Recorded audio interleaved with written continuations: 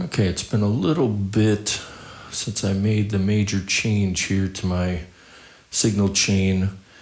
I've been messing with it a lot, and it caused me to kind of redo everything.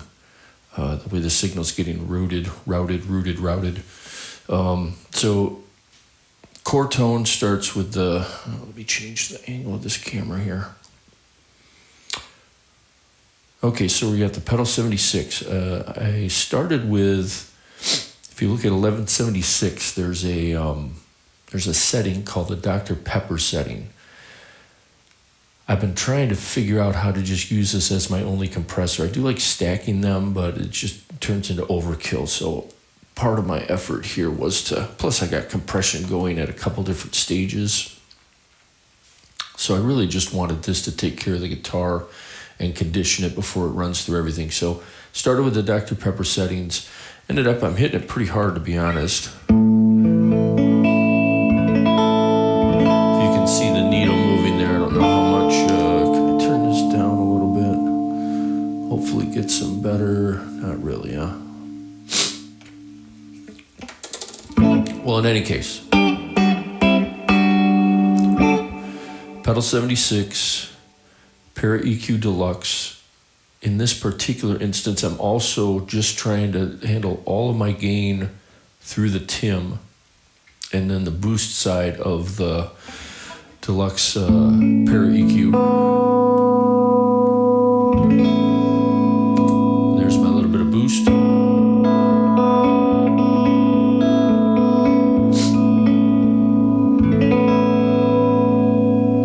As you can see, a lot of compression there holding on to that. This pedal 76, the more I like it.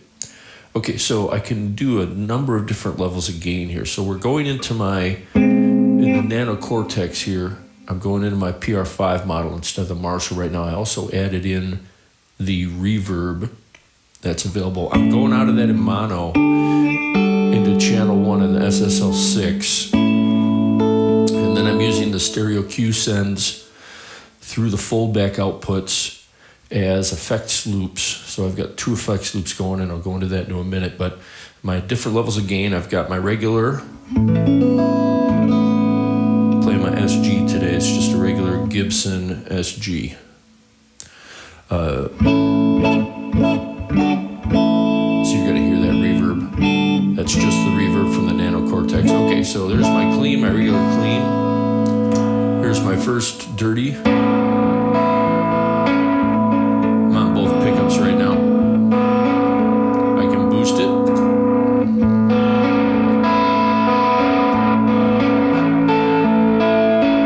The sound is going to fill out once I get the delays on. And then I've got my boosted Tim plus the boosted Empress. That's as gainy as it gets for me.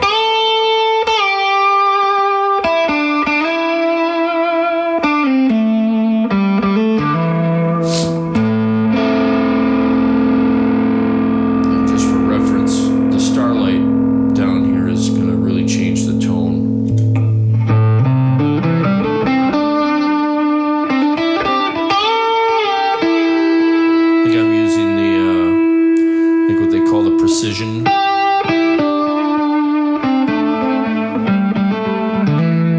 And if I add in the Galaxy as well, it's going to fill it out a little more.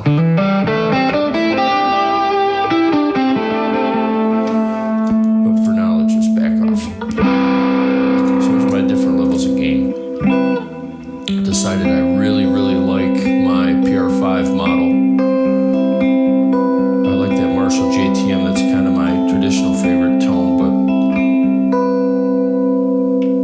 Okay, so to get back over to the SSL SiX, I've slowly been trying to make this kind of the center point of the entire signal chain. So the pedal board now is being used a little more like outboard gear rather than a traditional pedal board, because the whole idea of a pedal board is kind of ridiculous in this setting. So I've got, on the SSL SiX, I've got 2 stereo sends. Again, the first one's coming out and going into the Infinity 2 looper, out of the Infinity 2 into the Cosmos, out of the Cosmos into the Starlight, back into the external input here. And I can change the levels on it from a couple different places here, but in a general way, that's what's going on. The other is going out of the other full back output, the other stereo Q output, into the Zoya, which I am in the process of updating my Ghosts patch, which I think is almost buttoned up, but I got to give it a little time. There's always something that rears its ugly head or something I missed. I don't like posting them right away. Into the microcosm, into the galaxy, back into the other external input as a kind of an effects loop.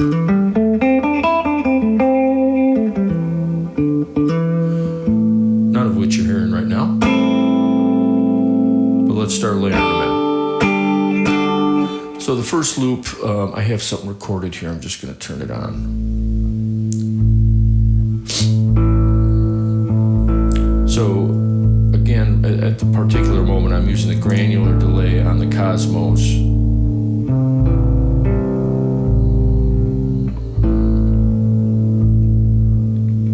You hate it when your computer does pop-ups while you're trying to record. Gotta figure out how to turn that off. Obviously, a lot of stuff that can be done with the Cosmos, but for the sake of this video, you can hear that granular delay start to kick in. And again, the Starlight really kind of transforms the sound. It really fills it out. Really warms it up in a nice way.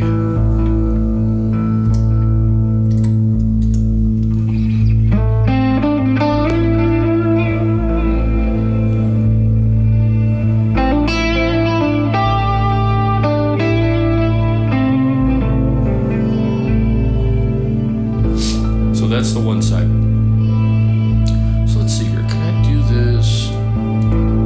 Okay, let's mute that channel. Okay, so that's what's going on my quote-unquote looper and anti-looper side with the delay at the end. This side, which you should be able to hear, as soon as I turn something on. Okay, we got the Ghost.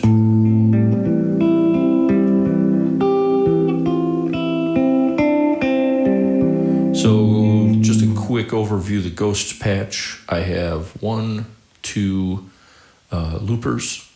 Loopers have a number of things connected to the different aspects of the looper. They automatically record at random. I have, you can hear one of them kicking back now. I have a sequencer attached to the speed, so it could come back at an octave down, it could come back at normal speed, it could come back at an octave up, which is connected to the tap tempo, which will pan it in sync with the timing I'm using, and it will change, the sequencer will change with that rate. All of which goes through the Ghost verb, coming back through a mixer that also has some LFOs controlling the panning, and then out, and then we're coming out of that.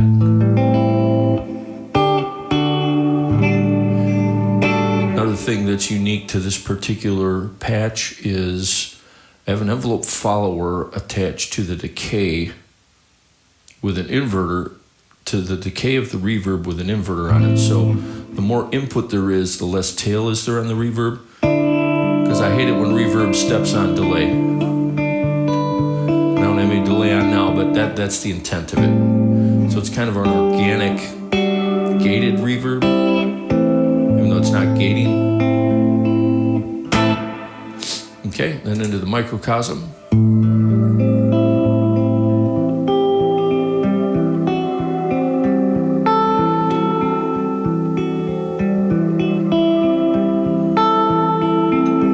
Also hearing my room reverb I have in post here. So I'm using the Valhalla Supermassive, but I'm only using a room reverb. I think people really underestimate how much life a good room reverb can bring to a recording rather than some big ambient thing. You're obviously hearing the Ghosts into the microcosm right now, but that whole room, it sounds like you're live in a room thing, comes out of putting a room reverb after it. I want it to sound like I have a cabinet mic'd up in the room. And I think I'm pretty close to it. I don't know, I'll mess with it at some point. Okay, so I have a little, so the Zoya Microcosm Galaxy. I just turned on the reverb in the Galaxy. And that's only there to add a little space. And then, of course, I really like having the Galaxy and the Starlight at the end of the chain because the stereo image, the way that UA implemented it, is outstanding. I really love the stereo image.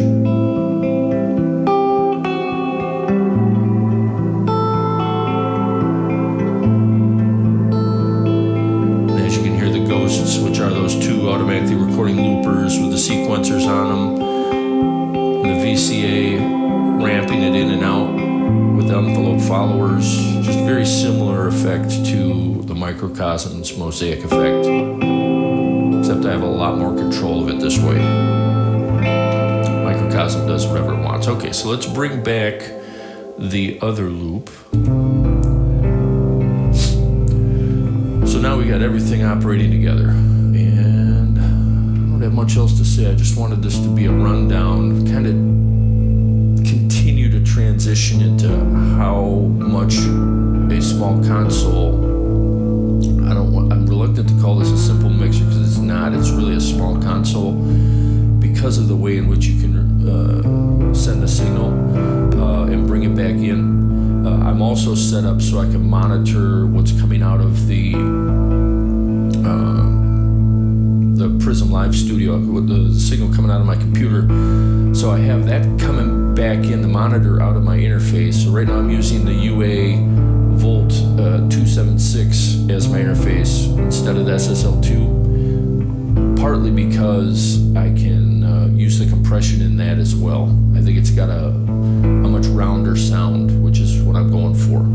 But if I hit PFL here, okay, I can keep the fader all the way down, but if I hit PFL, and you won't hear a difference here, I will though, now I can monitor what's coming out without having to deal with anything else. It's a very simple way of bringing that signal back. I can obviously monitor the input right there, and with this all the way down, the PFL is almost like a reverse mute, which is great. Works out very nice for me. So the SSL 6 continues to become more of a central point for this entire signal chain. But I'm gonna hit mute on this channel and do a little jam. So hopefully that was informative. And I haven't seen anybody really send their signal like this, at least when it comes to spacing ambient stuff, but it really makes for a really pure and good tone without sacrificing that space. I think it's a really great sound. It's one of the best sounds I've had. So let's have a little jam.